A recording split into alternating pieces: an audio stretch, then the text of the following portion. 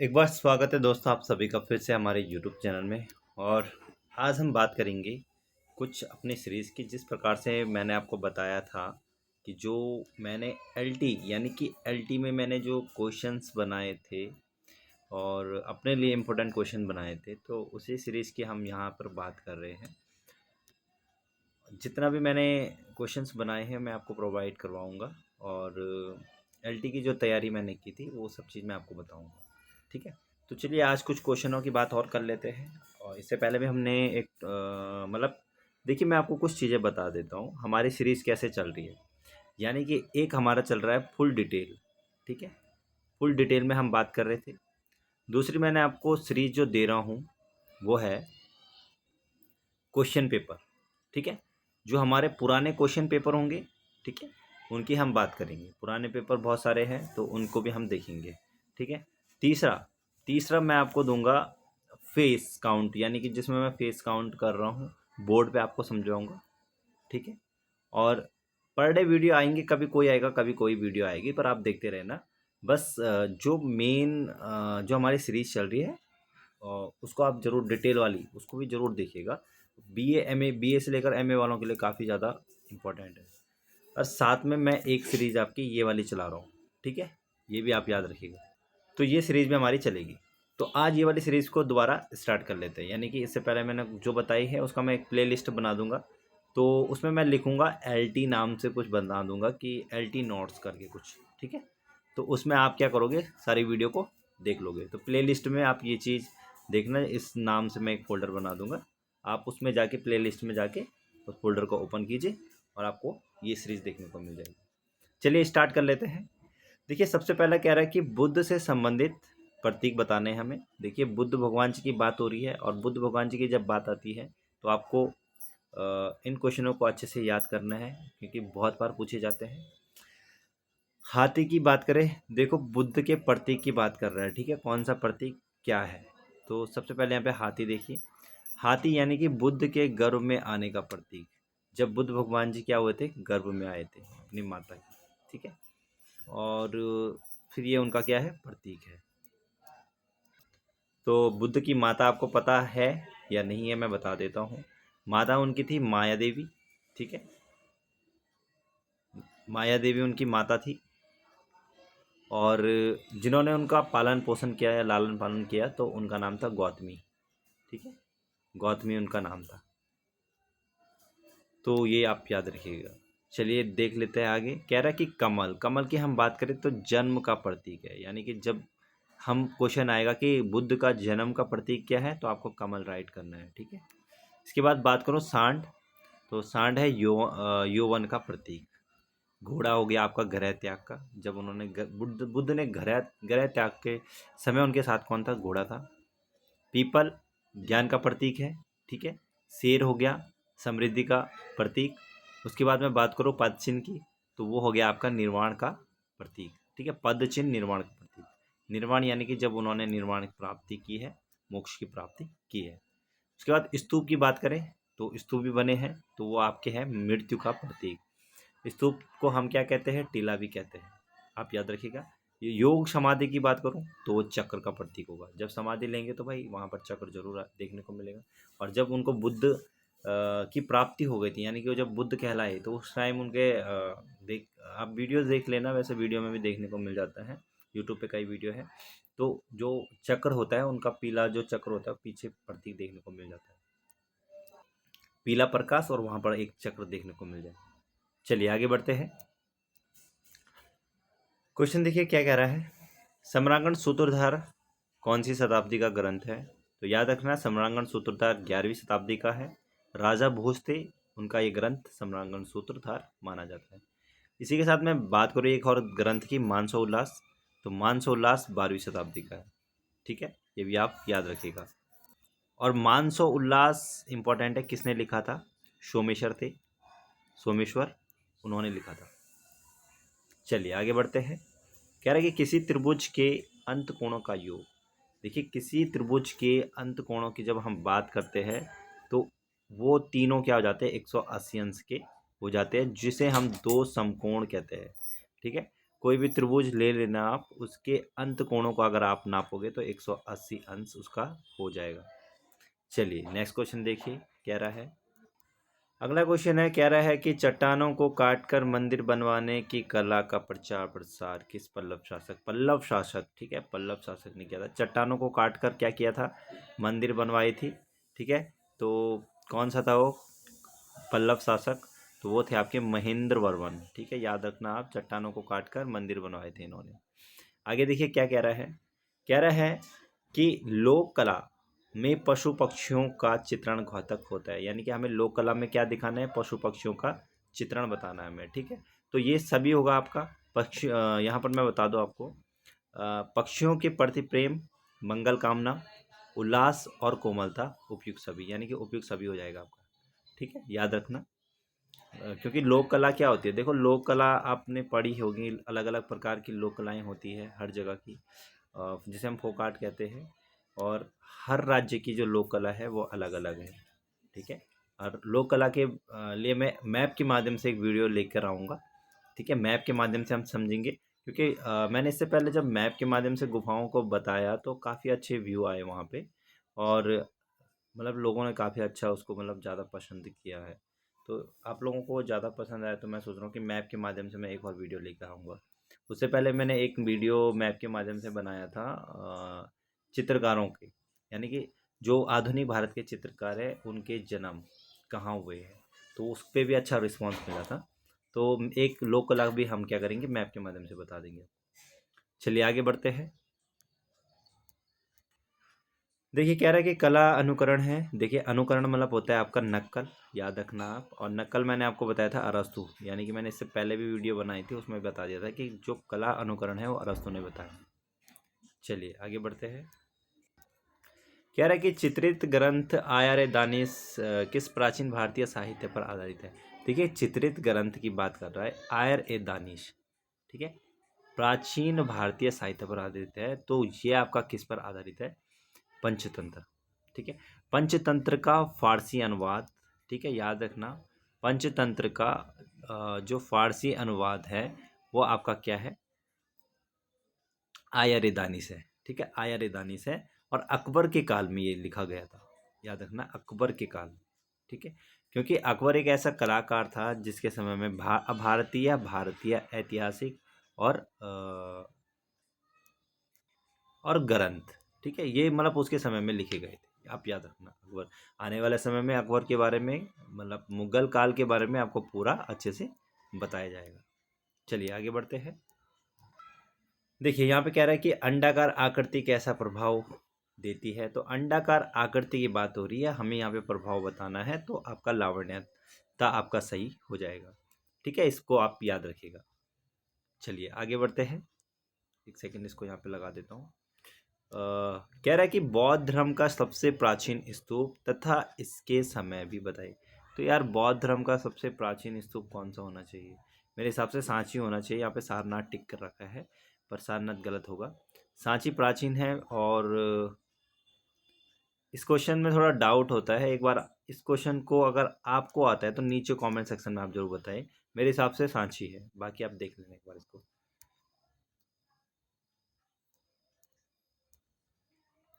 अगला क्वेश्चन देखिए, कह रहा है कि त्रिभुज जिसकी तीनों भुजाएं बराबर हो, यानी कि एक त्रिभुज है और उसकी तीनों भुजाएं बराबर है तो हम उसे क्या कहेंगे, तो आपका समबाहु त्रिभुज हो जाएगा, याद रखना समबाहु त्रिभुज, तीनों भुजाएं बराबर होनी चाहिए, ये तीनों भुजाएं क्या हो, बराबर हो, तो क्या है आपका समबाहु त्रिभुज है, ठीक है।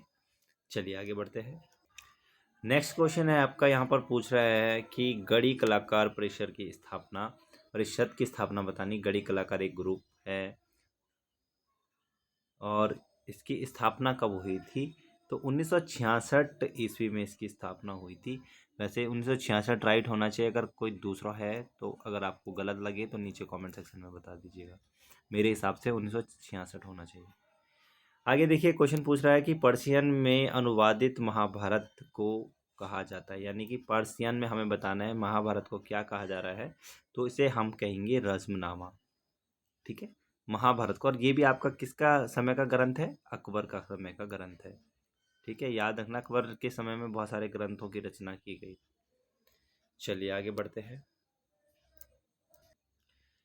आगे कह रहा है कि ABC कला भित्तिका स्थित है, तो ये आपकी वाराणसी में क्या है, स्थित है। इसको भी आप याद रखिएगा। आगे देखिए कह रहा है कि T² क्या है, तो T² जब आ जाता है तो आपको याद रखना है।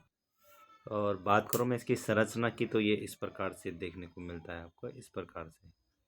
ठीक है, आप ये देख लेना एक बार। चलिए आगे बढ़ लेते हैं। कह रहा है कि रविंद्र भवन आर्ट गैलरी कहाँ, तो कहाँ पर स्थित है, ये नई दिल्ली में स्थित है, याद रखना आप, रविंद्र भवन आर्ट गैलरी। इसी के साथ आगे बढ़ूँ। ABC की कुल फुल फॉर्म, अच्छा फुल फॉर्म है ये।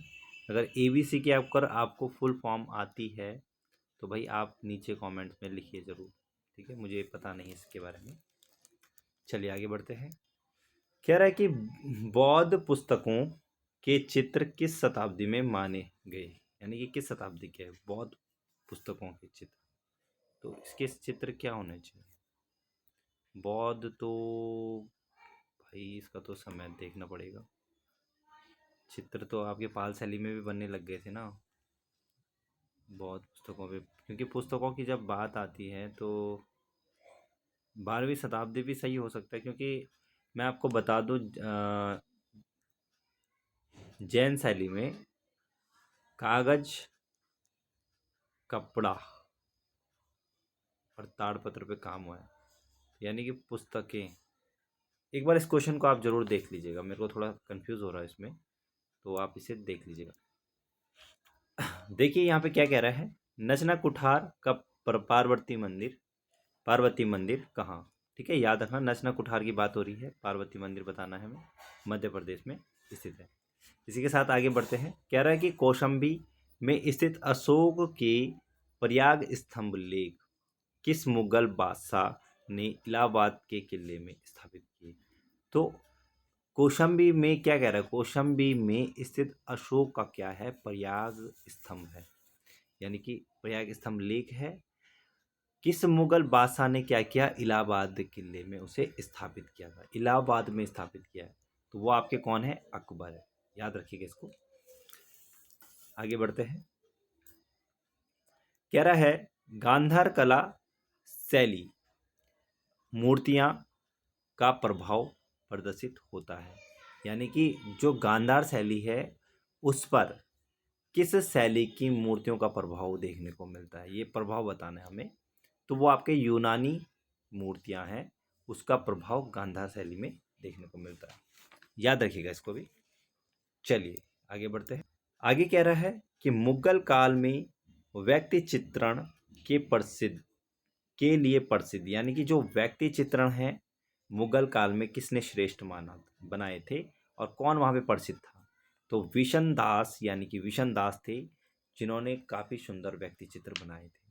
और विशन दास किसके काल के हैं, तो विशन दास, तो एक चीज़ आपको याद रखनी है, मुगल काल में जो विशन दास है वो किसके दरबार के चित्रकार है, तो वो आपके हैं जहांगीर। ठीक है, जहांगीर के, याद रखिएगा इसको भी, जहांगीर के काल के। तो आगे बढ़ लेते हैं। कह रहा है कि बागोर से चिन्ह प्राप्त हुए, तो नवशास्त्रीयवाद पाषाण कालीन, मतलब ये आपका राइट होना चाहिए। अगर ये राइट नहीं है तो एक बार अगर आपको कंफ्यूज लगता है तो आप नीचे कमेंट्स में जरूर बताइएगा। अगला क्वेश्चन है महाबलीपुरम के रथ मंदिरों का संबंध बताना हमें, तो ये आपका पल्लवों का हो जाता है, यानी कि महाबलीपुरम जो मंदिर है वो आपके पल्लवों के काल में बना था। ठीक है, याद रखिएगा। राष्ट्रकूट के समय एलोरा मंदिर बना है, और चोल चालुक्य इनके समय में भी काम हुआ है। चोल आपके एलिफेंटा के समय में आए थे शायद, और जो चालुक्य है वो बादामी की जो गुफा है, बादामी की गुफाएं, तो वहाँ पर आए थे। ठीक है, ये आप याद रखना। आगे बढ़ते हैं। कह रहा है कि गुप्तकालीन मेहरौली स्तंभ किस धातु से बना है, गुप्तकालीन मेहरौली स्तंभ की हम बात करें तो ये आपके दिल्ली में है, लोहा स्तंभ इसे कहा जाता है, पूरा लोहा से बना है, ठीक है, और आज तक इसमें जंग नहीं लगा, ठीक है, जंग आज तक इसमें नहीं लगा, ये आप याद रखना। चलिए नेक्स्ट क्वेश्चन देखिए, कह रहा है कि युधिष्ठिर की स्वर्ग यात्रा चित्रकार, यानी कि कौन इसके चित्रकार है, याद रखना। युधिष्ठिर की स्वर्ग यात्रा की बात हो रही है, कौन चित्रकार है, तो नंदलाल बोस, राइट आंसर। नंदलाल बोस, मैंने आपको बताया बंगाल शैली में इन्होंने काम किया है और रविंद्रनाथ टैगोर के शिष्य है, ठीक है। इनके बारे में हम जानेंगे धीरे धीरे, जब हम आगे बढ़ेंगे तो सब चीज़ आपको बताया जाएगा। चलिए आगे देखिए, कह रहा है कि कनिष्क के शासनकाल में किस शैली का जन्म हुआ था।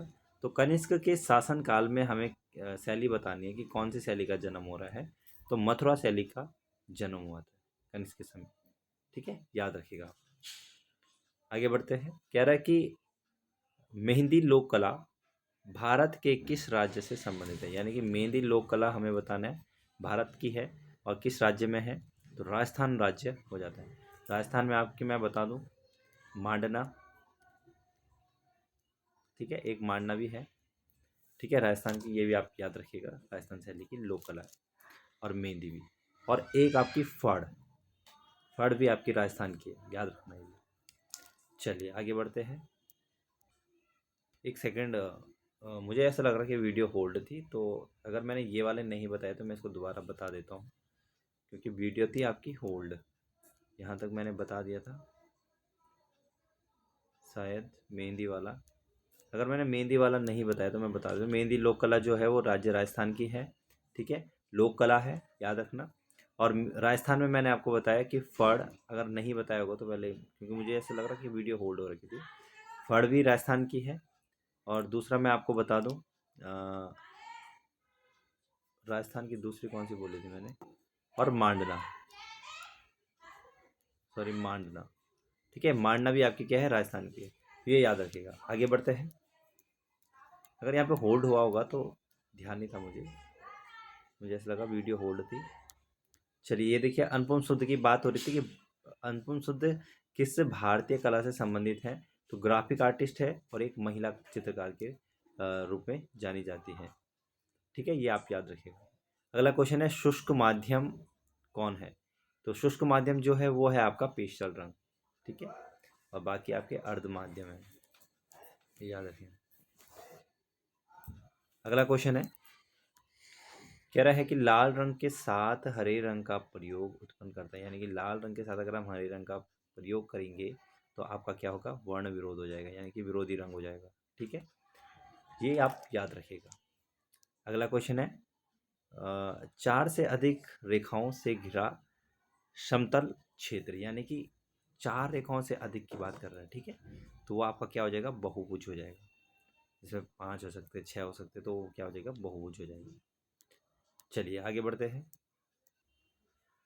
देखिए क्या कह रहा है, कह रहा है कि थुलमा एवं कालीन का कलात्मक निर्माण, यानी कि थुलमा और कालीन का हम कलात्मक निर्माण की बात करें तो वो कौन थे, भोटिया जनजाति, ये लोग करते, ठीक है, ये आप याद रखिए।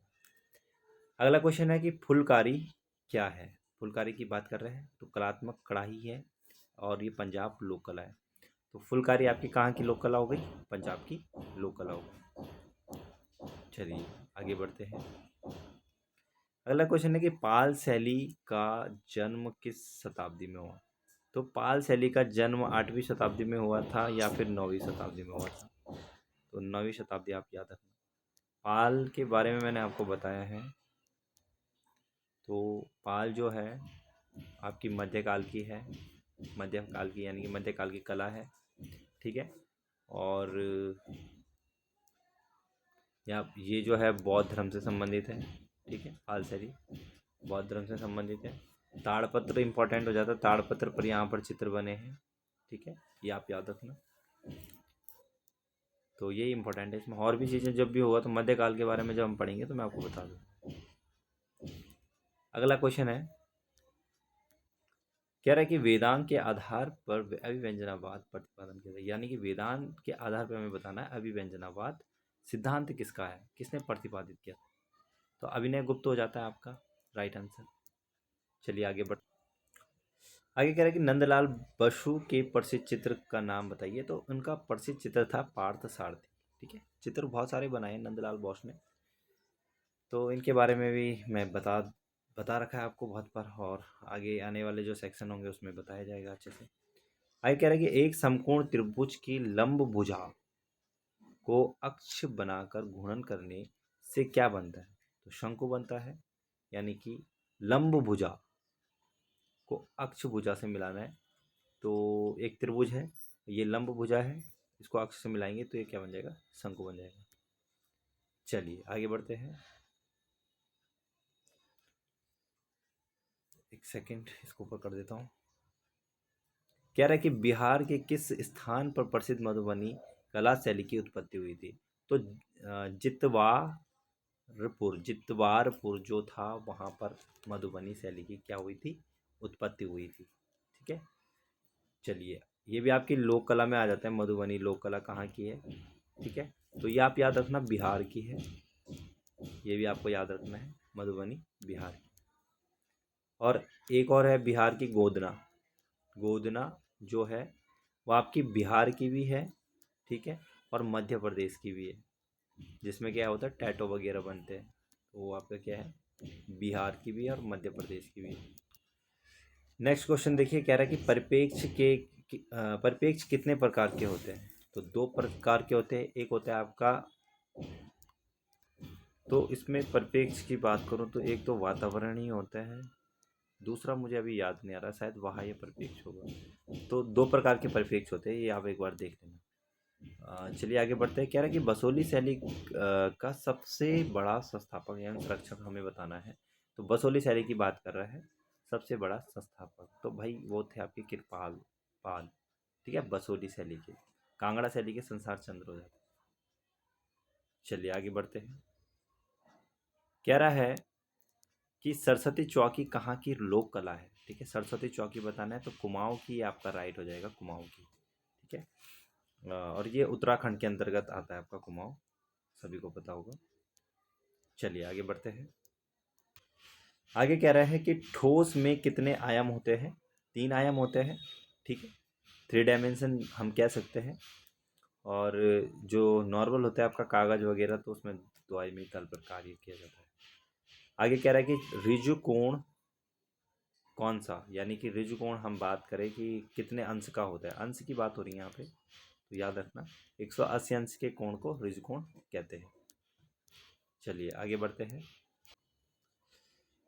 कह रहा है कि एक वृत्त के व्यास और उसकी त्रिज्या में अनुपात होता है। तो 2.1 अनुपात होता है एक वृत्त के व्यास, ठीक है, व्यास और उसकी त्रिज्या में अनुपात। कई बार ये क्वेश्चन पूछा जाता है, इसको ध्यान दीजिएगा आप लोग।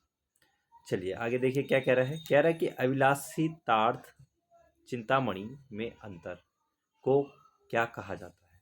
तो उसको कहा जाता है स्थान निरूपण। विष्णु धर्मोत्तर पुराण में स्थान, और सम्रांगण सूत्रधार में आ जाएगा आपका सम्रांगण सूत्रधार भूमि बंधन। विष्णु धर्मोत्तर पुराण स्थान, अभिलाषा चिंतामणि में आ जाएगा आपका स्थान निरूपण। और यहाँ पर लिखा भी है मैंने कि विष्णु धर्मोत्तर पुराण में स्थान कहा जा रहा है, सम्रांगण सूत्रधार में अंतराल को क्या किया जा रहा है? तो भूमि बंधन। और सम्रांगण सूत्रधार 11वीं शताब्दी का है, मैंने आपको बताया था सम्रांगण सूत्रधार राजा भोज ने लिखा है। ठीक है, चलिए आगे बढ़ते हैं। कह रहा है कि चित्र में दृष्टिगत भार संयोजन के किस तत्व, एक सेकेंड, से जुड़ा रहता है? तो संतुलन राइट आंसर आपका हो जाएगा, संतुलन से जुड़ा रहता है, ये आप याद रखिए। दृष्टिगत भार संयोजन की बात आती है जहाँ। आगे देखिए कह रहा है कि विकरणीय मापी क्या है? तो 3 अंक मापीय है या 2? एक बार आंसर को आप चेक कर लीजिएगा। और मैं आपको बता दूं ये सारे क्वेश्चन ज़्यादातर एक एग्ज़ाम है हमारा 2019 का था शायद, सॉरी 2019 या 18 का क्वेश्चन रहा होगा, उससे पूछे गए। तो मैंने ऐसे ही बना दिए, मुझे मिले थे तो मैंने बना दिए थे। और फिर और भी नोट्स बना रखे, मतलब जितने भी है मैं आपको प्रोवाइड कराता रहूँगा। चलिए इसका लास्ट क्वेश्चन है, एक सेकंड, हाँ ये लास्ट क्वेश्चन है। अंतिम क्वेश्चन देखिए, कह रहा है सारनाथ की सिंह मुख आकृति मौर्य काल का समय। तो सिंह मुख आकृति यानी कि ये मौर्य काल में है और सारनाथ का है, तो हमें इसका समय बताना है। तो तीसरी शताब्दी आपका हो जाता है, तीसरी शताब्दी ईसा पूर्व आपका राइट आंसर हो जाएगा। सारनाथ कहाँ पे है? यूपी में है। सारनाथ में पहला उपदेश दिया था, मैंने आपको बताया था, ठीक है। सारनाथ में पहला उपदेश, ठीक है, वो आपका बुद्ध ने पहला उपदेश दिया था, ठीक है। और बुद्ध भगवान की 4 घटनाएं याद रखना। जन्म, लुम्बिनी यानी कि नेपाल, उसके बाद जब शिक्षा की बात आएगी तो बौद्धज्ञ आ जाएगा, ठीक है। और उसके बाद मैं बात करूँ जन्म, शिक्षा, उपदेश, उपदेश की बात आएगी तो सारनाथ में पहला उपदेश मैंने अभी बता दिया। और मोक्ष की प्राप्ति या फिर हम कहें निर्वाण की प्राप्ति, तो वो आ जाएगा आपका कुशीनगर, यानी कि वो भी आपका यूपी में है, कुशीनगर, ठीक है। ये आप याद रखना। तो आज की जो हमारी सीरीज़ है भाई साहब, भाई लोगों और दोस्तों, तो आज की ये सीरीज़ हमारी पूरी ख़त्म होती है यहीं पे। और आई होप कि आप सभी को अच्छी लगी होगी। देखिए मैं आपको बता दूं, आपके लिए मैं ज़्यादा नहीं, मैं आपका सिर्फ 30 सेकंड लेना चाहता हूँ, 30 या 1 मिनट जो भी होगा। वैसे मैं स्टार्टिंग से ही भाषणबाजी नहीं करता हूँ कभी भी, क्योंकि मुझे पता है हर स्टूडेंट के लिए टाइम बहुत इंपॉर्टेंट है ना।